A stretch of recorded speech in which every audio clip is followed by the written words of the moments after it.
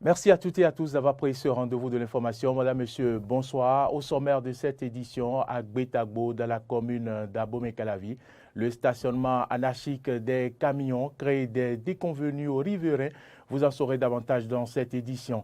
Wilfried Léandre Rongbedji était l'invité de l'émission Focus sur la chaîne nationale ce dimanche. Le porte-parole a exposé les prouesses du gouvernement de Patrice Talon. Vous suivrez un extrait de ses propos dans ce journal. Le président ivoirien Alassane Ouattara a annoncé aujourd'hui la nomination d'un nouveau vice-président.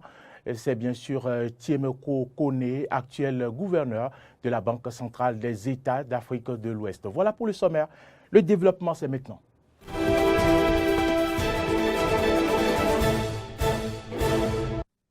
C'est pour moi un réel plaisir de vous retrouver. Bienvenue à toutes et à tous dans ce journal que nous ouvrons par le secrétaire général adjoint et porte-parole du gouvernement, Wilfried Léandre Rongbedji, et qui était l'invité de l'émission Focus sur la chaîne nationale ce dimanche.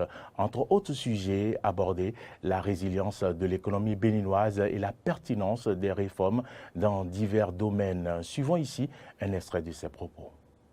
On a fait un focus sur le taux de croissance arrêté en 2021 pour 7,2%. Inédit dans l'histoire récente de notre pays, en tout cas depuis au moins 1990 que nous atteignons un tel taux de croissance.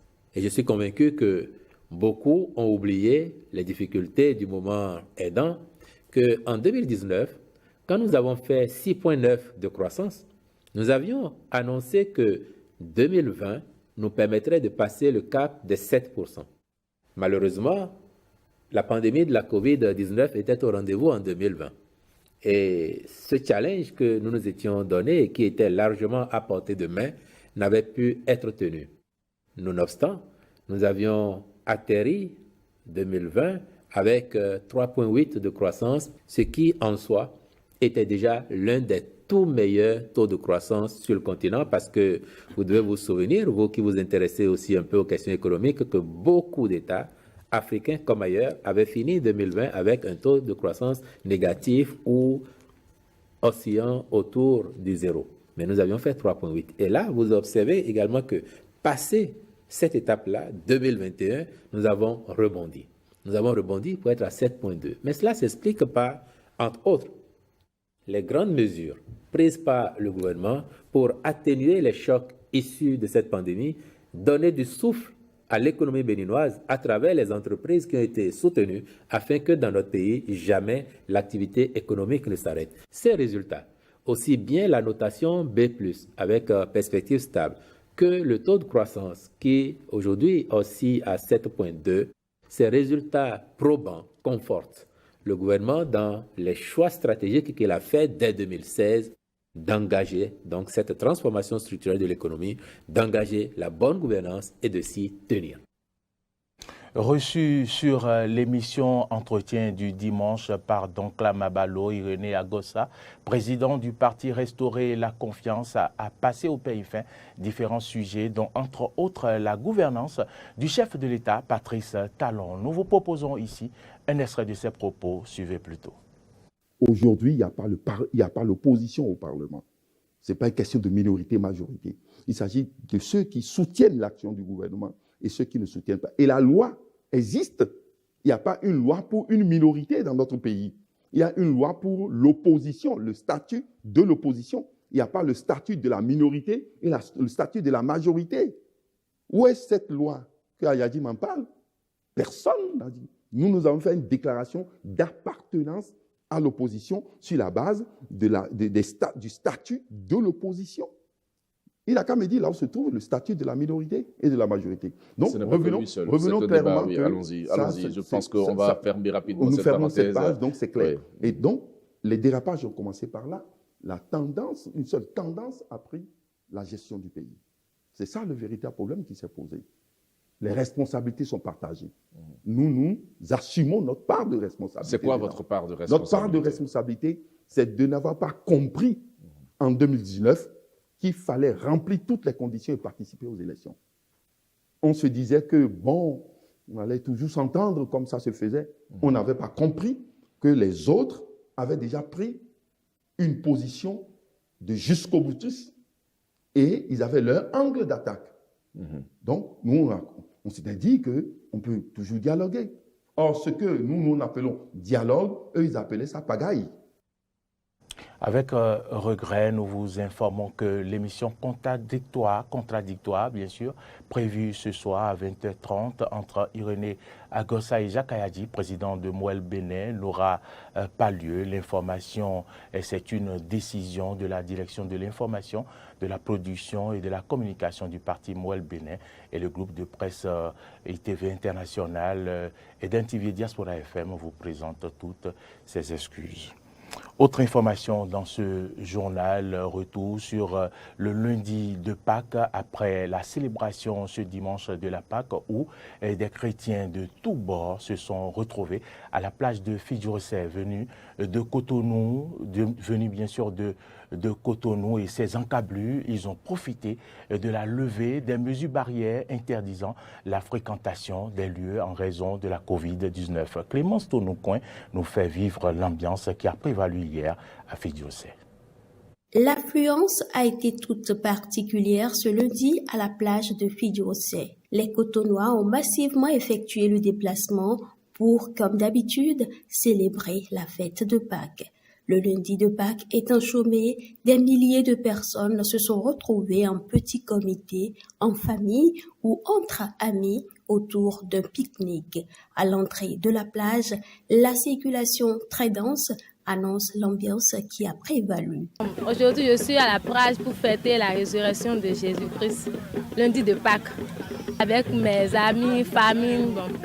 Nous sommes venus ensemble quand même, pour se distraire, pour s'amuser, pour faire tout. Nous venons souvent fêter le lundi de Pâques à la plage parce qu'il y a de l'ambiance. Il y a une sorte d'unité. Nous restons en union pour fêter et c'est bien. Ça donne plus d'ambiance et plus de fierté. Je venais avec mes parents, père et mes frères.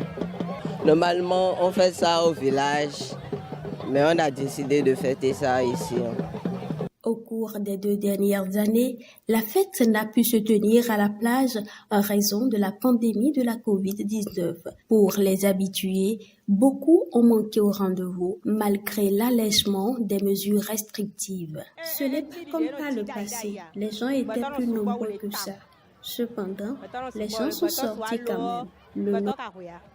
2 ans passés, j'étais venu ici à la plage. Il n'y avait pas du monde comme ça parce que la Covid a fait que beaucoup n'étaient pas là le jour-là. Mais aujourd'hui, maintenant aussi, là, ils ne sont pas beaucoup comme ça. Dans les 2 ans passés, on n'a pas eu cette chance de se retrouver. Mais voilà, Dieu merci, cette fois-ci, on a eu la chance de se retrouver et ça donne plus de la joie et l'ambiance et tout. C'est que bon, ça donne la fierté. Un peu plus proche des vagues de la mer, le spectacle est tout autre. Enfants et adultes veulent recevoir au pied les vagues de la mer qui venaient se déverser sur la plage. Quittons la plage de Fidjourcet pour Gbetagbo dans la commune d'Abomey-Calavi où la rareté du gasoil crée une situation inconfortable aux riverains.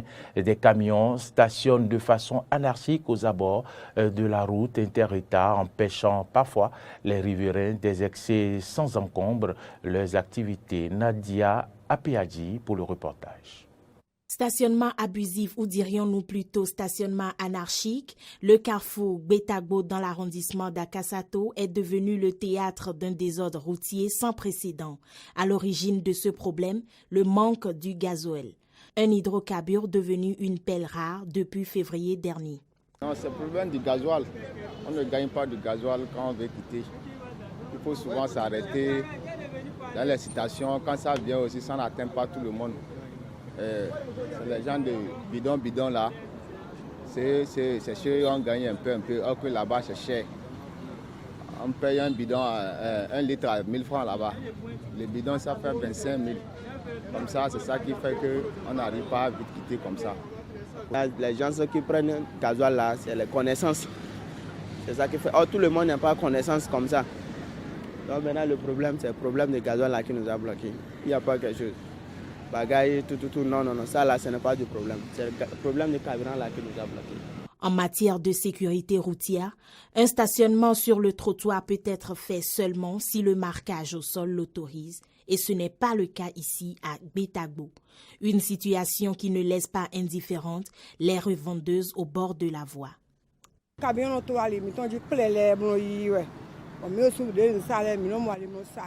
Les camions s'alignent devant nous. On ne vend plus. Ce sont les camions qui nous créent des problèmes.